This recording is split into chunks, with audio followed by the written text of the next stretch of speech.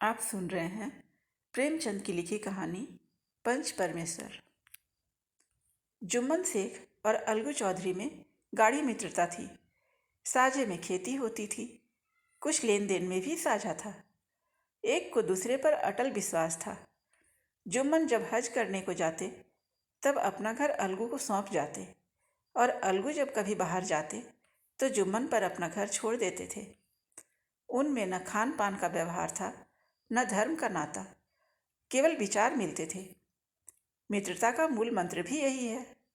इस मित्रता का जन्म उसी समय हुआ जब दोनों मित्र बालक ही थे और जुम्मन के पूज्य पिता जुमराती उन्हें शिक्षा प्रदान करते थे। अलगू ने गुरु जी की बहुत सेवा की थी, खूब रकाबियां मांजी, खूब प्याले धोए। उनका हुक्का एक क्षण के लिए भी विश्राम न लेने पाता था, क्योंकि प्रत्येक चीलम अलगू को आधे घंटे तक किताबों से अलग कर देती थी। अलगू के पिता पुराने विचारों के मनुष्य थे। उन्हें शिक्षा की अपेक्षा गुरु की सेवा शुश्रूषा पर अधिक विश्वास था। वह कहते थे कि विद्या पढ़ने से नहीं आती, जो कुछ होता है गुरु के आशीर्वाद से होता है। बस गुरु जी की कृपा दृष्टि चाहिए। अतएव यदि अलगू पर जुमराती शेख के आशीर्वाद अथवा सत्संग का कुछ फल न हुआ तो यह मानकर संतोष कर लेंगे कि विद्योपार्जन में उसने यथाशक्ति कोई बात उठा नहीं रखी। विद्या उसके भाग्य ही में न थी तो कैसे आती। मगर जुमराती शेख स्वयं आशीर्वाद के कायल न थे। उन्हें अपने सोटे पर अधिक भरोसा था, और उसी सोटे के प्रताप से आज आसपास के गांवों में जुम्मन की पूजा होती थी। उनके लिखे हुए रेहननामे या बैनामे पर कचहरी का मुहर्रिर भी कलम न उठा सकता था। इलाके का डाकिया, कांस्टेबल और तहसील का चपरासी सब उनकी कृपा की आकांक्षा रखते थे। अतएव अलगू का मान उनके धन के कारण था, तो जुम्मन शेख अपनी अनमोल विद्या से ही सबके आदर पात्र बने हुए थे। जुम्मन शेख की एक बूढ़ी खाला थी। उसके पास कुछ थोड़ी सी मिल्कियत थी, परंतु उसके निकट संबंधियों में कोई न था। जुम्मन ने लंबे चौड़े वादे करके वह मिल्कियत अपने नाम लिखवा ली थी। जब तक दान पत्र की रजिस्ट्री न हुई थी तब तक खाला जान का खूब आदर सत्कार किया गया। उन्हें खूब स्वादिष्ट पदार्थ खिलाए गए। हलवे पुलाव की बरसा सी की गई, पर रजिस्ट्री की मुहर ने इन खातिरदारियों पर भी मानो मुहर लगा दी हो। जुम्मन की पत्नी करीमन रोटियों के साथ कड़वी बातों के कुछ तेज तीखे सालन भी देने लगी। जुम्मन शेख भी निठुर हो गए। अब बेचारी खाला जान को नित्य ही ऐसी बातें सुननी पड़ती थी। बुढ़िया न जाने कब तक जिएगी। 2-3 बीघे उसर क्या दे दिए, मानो मोल ले लिया है। बघारे दाल के बिना रोटियां नहीं उतरती। जितना रुपया इनके पेट में झोंक चुके, उतने से तो अब तक गांव मोल ले लेते। कुछ दिन खाला जान ने सुना और सहा, पर जब न सहा गया तब जुम्मन से शिकायत की। जुम्मन ने स्थानीय कर्मचारी गृह स्वामिनी के प्रबंध में दखल देना उचित न समझा। कुछ दिन तक और यूं ही रोध होकर काम चलता रहा। अंत में एक दिन खाला ने जुम्मन से कहा, बेटा, तुम्हारे साथ मेरा निवाह न होगा। तुम मुझे रुपए दे दिया करो, मैं अपना पका खा लूँगी। जुम्मन ने धृष्टता के साथ उत्तर दिया, रुपए क्या यहाँ फलते हैं? खाला ने नम्रता से कहा, मुझे कुछ रूखा सूखा चाहिए भी कि नहीं? जुम्मन ने गंभीर स्वर से जवाब दिया, तो कोई यह थोड़े ही समझा था कि तुम मौत से लड़कर आई हो। खाला बिगड़ गई। उन्होंने पंचायत करने की धमकी दी। जुम्मन हंसे। जिस तरह कोई शिकारी हिरन को जाल की तरफ जाते देखकर मन ही मन हंसता है, वह बोले, हाँ हाँ, जरूर पंचायत करो, फैसला हो जाए। मुझे भी रात दिन का खटपट पसंद नहीं। पंचायत में किसकी जीत होगी, इस विषय में जुम्मन को कुछ भी संदेह न था। आसपास के गांवों में ऐसा कौन था जो उसके अनुग्रहों का ऋणी न हो? ऐसा कौन था जो उसको शत्रु बनाने का साहस कर सके? किसमें इतना बल था जो उसका सामना कर सके? आसमान के फरिश्ते तो पंचायत करने आएंगे नहीं। इसके बाद कई दिन तक बूढ़ी खाला हाथ में एक लकड़ी लिए आसपास के गांवों में दौड़ती रही। कमर झुककर कमान हो गई थी। एक एक पग चलना दूभर था, मगर बात आ पड़ी थी, उसका निर्णय करना जरूरी था। बिरला ही कोई भला आदमी होगा जिसके सामने बुढ़िया ने दुख के आंसू न बहाए हों। किसी ने तो यूं ही ऊपरी मन से हूं हाँ करके टाल दिया, और किसी ने इस अन्याय पर जमाने को गालियां दी। कहा, कब्र में पांव लटके हुए हैं, आज मरे कल दूसरा दिन, पर हवस नहीं मानती। अब तुम्हें क्या चाहिए? रोटी खाओ और अल्लाह का नाम लो। तुम्हें अब खेती बाड़ी से क्या काम है? कुछ ऐसे सज्जन भी थे जिन्हें हास्य रस के रसादन का अच्छा अवसर मिला। झुकी हुई कमर, पोपला मुंह, सन के से बाल, इतनी सामग्री एकत्र हों तब हंसी क्यों ना आए। ऐसे न्यायप्रिय, दयालु, दीन वत्सल पुरुष बहुत कम थे जिन्होंने उस अबला के दुखड़े को गौर से सुना हो और उसको संतावना दी हो। चारों ओर से घूम घाम कर बेचारी अलगू चौधरी के पास आई, लाठी पटक दी और दम लेकर बोली, बेटा, तुम भी दम भर के लिए मेरी पंचायत में चले आना। अलगू, मुझे बुलाकर क्या करोगी? कई गांव के आदमी तो आएंगे ही। खाला, अपनी विपद तो सबके आगे रोआई, अब आने न आने का अख्तियार तो उनको है। अलगू, यूं आने को आ जाऊंगा, मगर पंचायत में मुंह ना खोलूंगा। खाला, क्यों बेटा? अलगू, अब इसका क्या जवाब दूं? अपनी खुशी। जुम्मन मेरा पुराना मित्र है, उससे बिगाड़ नहीं कर सकता। खाला, बेटा, क्या बिगाड़ के डर से ईमान की बात न कहोगे? हमारे सोए हुए धर्म ज्ञान की सारी संपत्ति लूट जाए तो उसे खबर नहीं होती, परंतु ललकार सुनकर वह सचेत हो जाता है, फिर उसे कोई जीत नहीं सकता। अलगू इस सवाल का कोई उत्तर न दे सका, पर उसके हृदय में ये शब्द गूंज रहे थे, क्या बिगाड़ के डर से ईमान की बात न कहोगे? संध्या समय एक पेड़ के नीचे पंचायत बैठी। शेख जुम्मन ने पहले से ही फर्श बिछा रखा था। उन्होंने पान, इलायची, हुक्के, तंबाकू आदि का प्रबंध भी किया था। हाँ, वह स्वयं अलबत्ता अलगू चौधरी के साथ जरा दूर पर बैठे हुए थे। जब पंचायत में कोई आ जाता था तब दबे हुए सलाम से उसका स्वागत करते थे। जब सूर्य अस्त हो गया और चिड़ियों की कलरव युक्त पंचायत पेड़ों पर बैठी, तब यहाँ भी पंचायत शुरू हुई। फर्श की एक एक अंगुल जमीन भर गई, पर अधिकांश दर्शक ही थे। निमंत्रित महाशयों में केवल वे ही लोग पधारे थे जिन्हें जुम्मन से अपनी कुछ कसर निकालनी थी। एक कोने में आग सुलग रही थी, नाई ताबड़तोड़ चिलम भर रहा था। यह निर्णय करना असंभव था कि सुलगते हुए उपलों से अधिक धुआं निकलता था या चिलम के दमों से। लड़के इधर उधर दौड़ रहे थे, कोई आपस में गाली गलौज करते और कोई रोते थे। चारों तरफ कोलाहल मच रहा था। गांव के कुत्ते इस जमाव को भोज समझकर झुंड के झुंड जमा हो गए थे। पंच लोग बैठ गए तो बूढ़ी खाला ने उनसे विनती की, पंचों, आज 3 साल हुए मैंने अपनी सारी जायदाद अपने भांजे जुम्मन के नाम लिख दी। इसे आप लोग जानते ही होंगे। जुम्मन ने मुझे ताहयात रोटी कपड़ा देना कबूल किया। साल भर तो मैंने इसके साथ रो धोकर काटा, पर अब रात दिन का रोना नहीं सहा जाता। मुझे न पेट की रोटी मिलती है, न तन का कपड़ा मिलता है। बेकस बेवा हूँ, कचहरी दरबार नहीं कर सकती। तुम्हारे सिवा और किसको अपना दुख सुनाऊं? तुम लोग जो राह निकाल दो उसी राह पर चलूं। अगर मुझ में कोई ऐब देखो तो मेरे मुंह पर थप्पड़ मारो। जुम्मन में बुराई देखो तो उसे समझाओ, क्यों एक बेकस की आह लेता है। मैं पंचों का हुक्म सिर माथे पर चढ़ाऊंगी। रामधन मिश्र, जिनके कई आसामियों को जुम्मन ने अपने गांव में बसा लिया था, बोले, जुम्मन मियाँ, किसे पंच बदते हो? अभी से इसका निपटारा कर लो, फिर जो कुछ पंच कहेंगे वही मानना पड़ेगा। जुम्मन को इस समय सदस्यों में विशेषकर वे ही लोग दिख पड़े जिनसे किसी न किसी कारण उनका वैमनस्य था। जुम्मन बोले, पंचों का हुक्म अल्लाह का हुक्म है। खाला जान जिसे चाहें उसे बदें, मुझे कोई उज्र नहीं। खाला ने चिल्लाकर कहा, अरे अल्लाह के बंदे, पंचों का नाम क्यों नहीं बता देता? कुछ मुझे भी तो मालूम हो। जुम्मन ने क्रोध से कहा, अब इस वक्त मेरा मुंह न खुलवाओ, तुम्हारी बन पड़ी है, जिसे चाहो पंच बदो। खाला जान जुम्मन के आक्षेप को समझ गई। वह बोली, बेटा, खुदा से डरो। पंच न किसी के दोस्त होते हैं, न किसी के दुश्मन। कैसी बात कहते हो? और तुम्हारा किसी पर विश्वास न हो तो जाने दो। अलगू चौधरी को तो मानते हो?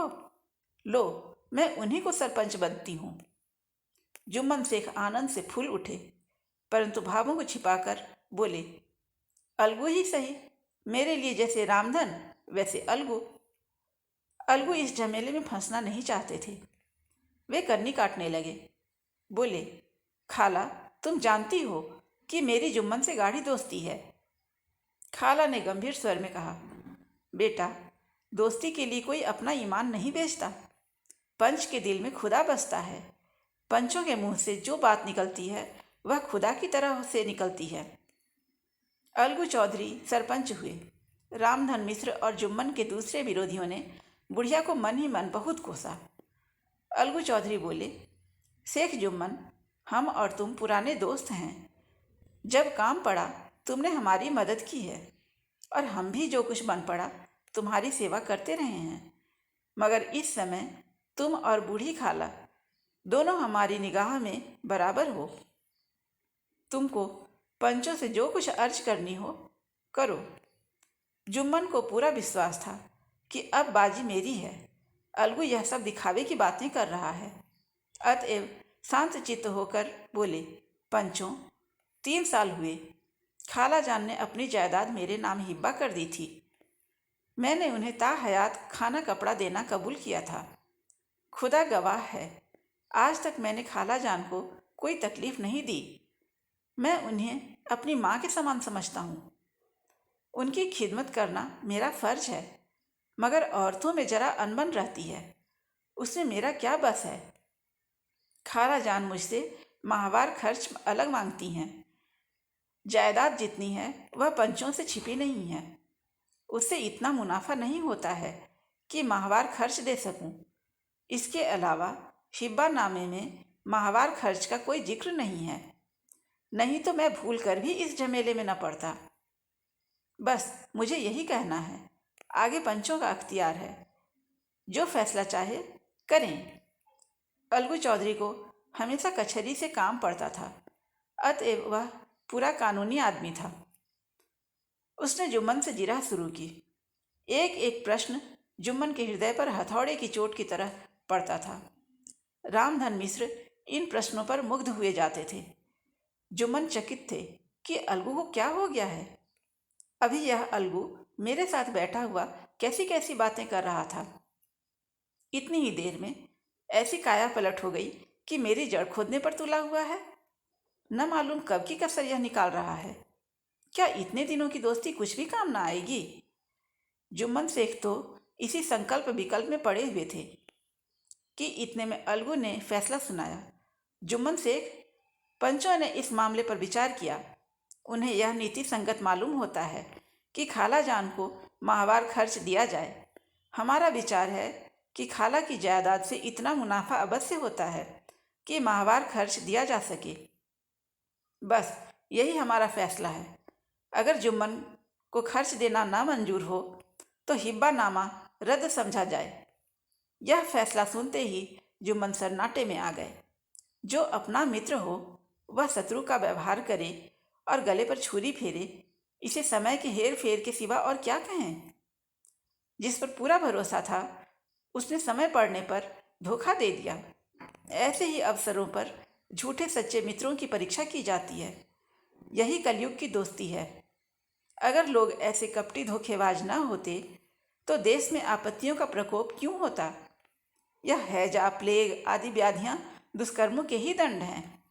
मगर रामधन मिश्र और अन्य पंच अलगू चौधरी की इस नीति परायणता की प्रशंसा जी खोलकर कर रहे थे।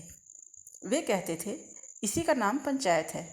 दूध का दूध और पानी का पानी कर दिया। दोस्ती दोस्ती की जगह है, किंतु धर्म का पालन करना मुख्य है। ऐसे ही सत्यवादियों के बल पर पृथ्वी ठहरी है, नहीं तो वह कब की रसातल को चली जाती।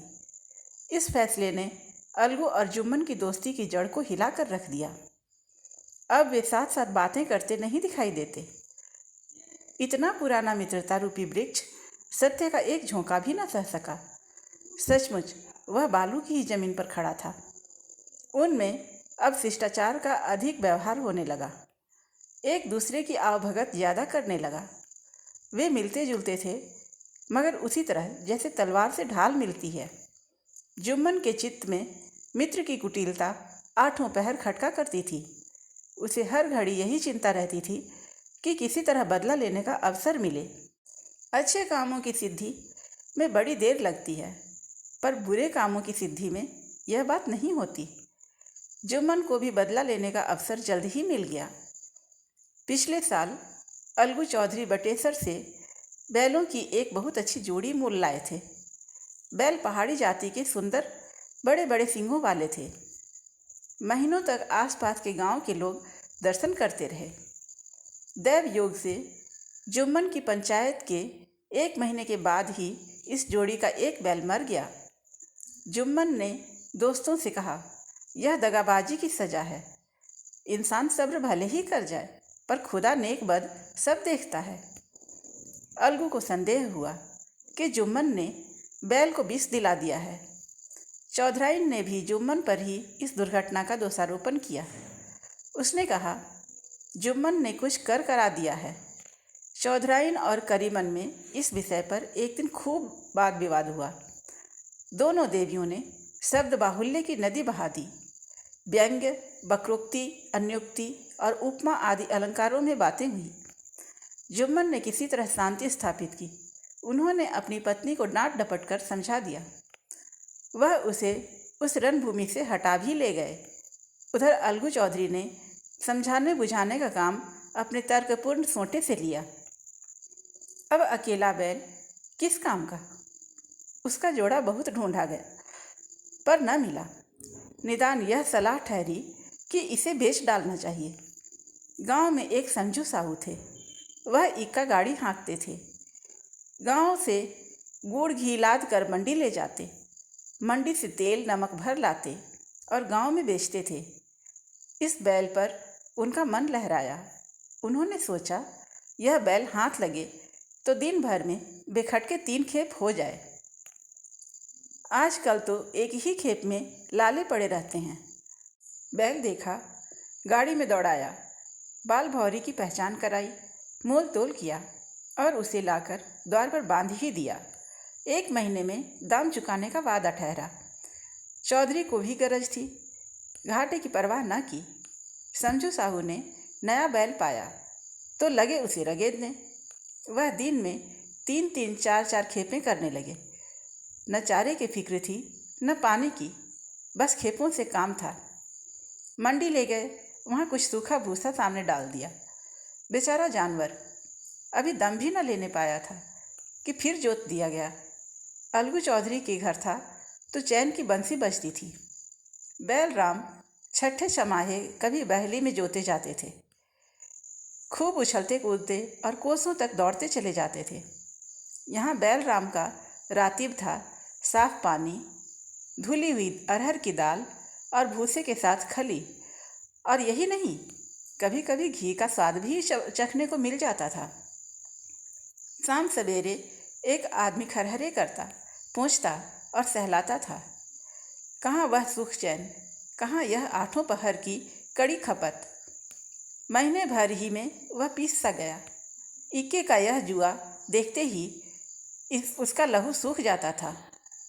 एक एक पग चलना दूभर था, हड्डियां निकल आई थीं, पर था वह पानीदार, मार की बर्दाश्त न थी। एक दिन चौथी खेप में साहू जी ने दूना बोझ लादा। दिन भर का थका जानवर पैर न उठते थे, पर साहू जी कोड़े फटकारने लगे। बस फिर क्या था, बैल कलेजा तोड़ कर चला। कुछ दूर दौड़ा और चाहा कि जरा दम ले लूं, पर साहू जी को जल्द पहुंचने की फिक्र थी। अतएव उन्होंने कई कोड़े बड़ी निर्दयता से फटकारे। बैल ने एक बार फिर जोर लगाया, पर अब की बार शक्ति ने जवाब दे दिया। वह धरती पर गिर पड़ा और ऐसा गिरा कि फिर न उठा। साहू जी ने बहुत पीटा, टांग पकड़कर खींचा, नथनों में लकड़ी ठूंस दी, पर कहीं मृतक भी उठ सकता है। तब साहू जी को कुछ शक हुआ।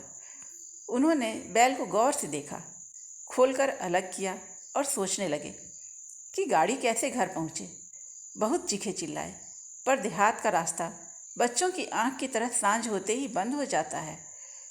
कोई नजर न आया, आसपास कोई गांव भी न था। मारे क्रोध के उन्होंने मरे हुए बैल पर और दुर्रे लगाए और कोसने लगे। अभागे, तुझे मरना ही था तो घर पहुंचकर मरता, ससुरा बीच रास्ते में ही मर रहा। अब गाड़ी कौन खींचे। इस तरह साहू जी खूब जले भुने। कई बोरे गुड़ और कई पीपे घी उन्होंने बेचे थे। 200-250 रुपये कमर में बंधे हुए थे। इसके सिवा गाड़ी पर कई बोरे नमक थे, अतएव छोड़कर जाना भी उचित न था। लाचार बेचारे गाड़ी पर लेट गए। वहीं रत जगा करने की ठान ली। चीलम पी, गाना गाया, फिर हुक्का पिया। इस तरह साहू जी आधी रात तक नींद को बहलाते रहे। अपनी जान में तो वह जागते ही रहे, पर पाँव फटते ही जो नींद टूटी और कमर पर हाथ रखा तो थैली गायब। घबरा कर इधर उधर देखा तो कई कनस्तर तेल भी नदारद। अफसोस में बेचारे ने सिर पीट लिया और पछाड़ खाने लगा। प्रातःकाल रोते बिलखते घर पहुँचे। सहुआइन ने जब यह बुरी सुनावनी सुनी तब पहले तो रोई, फिर अलगू चौधरी को गालियाँ देने लगी। निगोड़े ने ऐसा कुलक्षणी बैल दिया कि जन्म भर की कमाई लूट गई। इस घटना को हुए कई महीने बीत गए। अलगू जब अपने बैल के दाम मांगते तब साहू और सहुआइन दोनों ही झल्लाए हुए कुत्ते की तरह चढ़ बैठते और अंट संट बकने लगते। वाह, यहाँ तो सारे जन्म की कमाई लूट गई, सत्यानाश हो गया, इन्हें दामों की पड़ी है। मुर्दा बैल दिया था, उस पर दाम मांगने चले आए। आंखों में धूल झोंक दी, सत्यानाशी बैल गले बांध दिया। हमें नीरा पोंगा ही समझ लिया है क्या। हम भी बनिए के बच्चे हैं, ऐसे बुद्धू कहीं और होंगे। पहले जाकर किसी गड्ढे में मुंह तो धो आओ, तब दाम लेना। न जी मानता हो तो हमारा बैल खोल ले जाओ, महीना भर के बदले 2 महीना जोत लो, और क्या लोगे। चौधरी के अशुभ चिंतकों की कमी न थी। ऐसे अवसरों पर वे भी एकत्र हो जाते और साहू जी के बराने की पुष्टि करते, परंतु 150 रुपये से इस तरह हाथ धो लेना आसान न था। एक बार वह भी गर्म पड़े।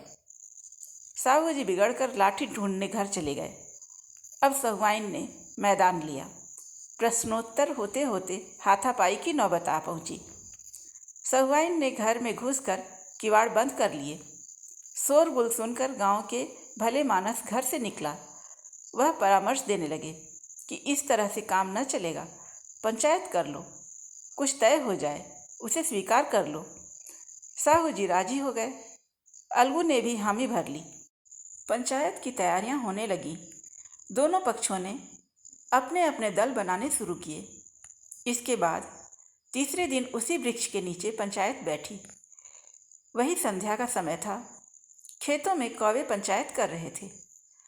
विवादग्रस्त विषय था कि मटर की फलियों पर उनका कोई सत्य है या नहीं, और जब तक यह प्रश्न हल न हो जाए तब तक वे रखवाले की पुकार पर अपनी अप्रसन्नता प्रकट करना आवश्यक समझते थे। पेड़ की डालियों पर बैठी सूख मंडली में यह प्रश्न छिड़ा हुआ था कि मनुष्यों को उन्हें बेमुरवत कहने का क्या अधिकार है, जब उन्हें स्वयं अपने मित्रों से दगा करने में भी संकोच नहीं होता।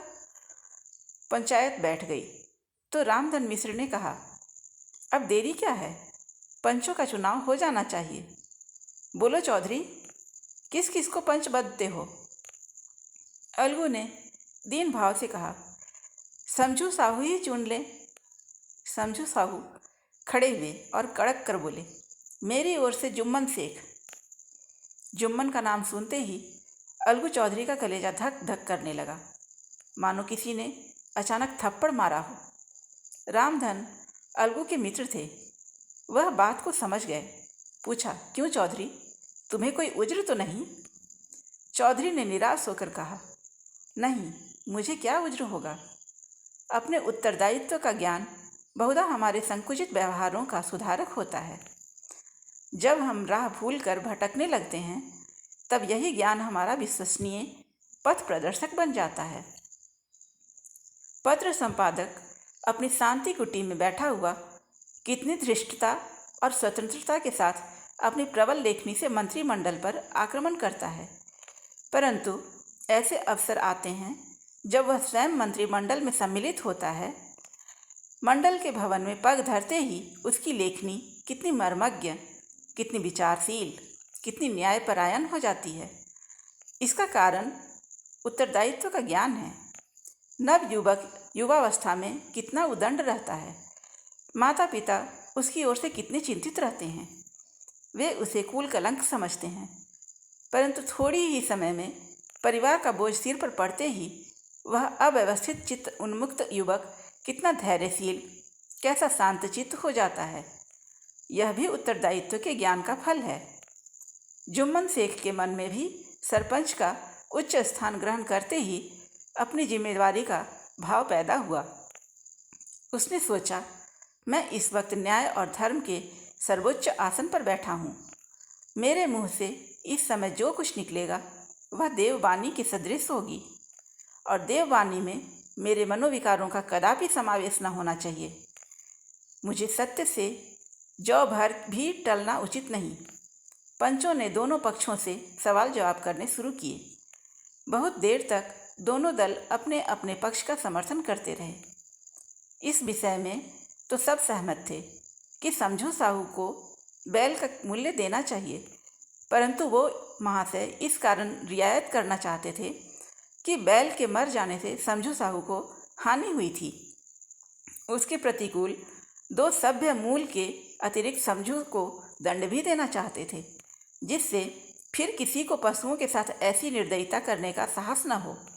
अंत में जुम्मन ने फैसला सुनाया, अलगू चौधरी और समझू साहू, पंचों ने तुम्हारे मामले पर अच्छी तरह विचार किया।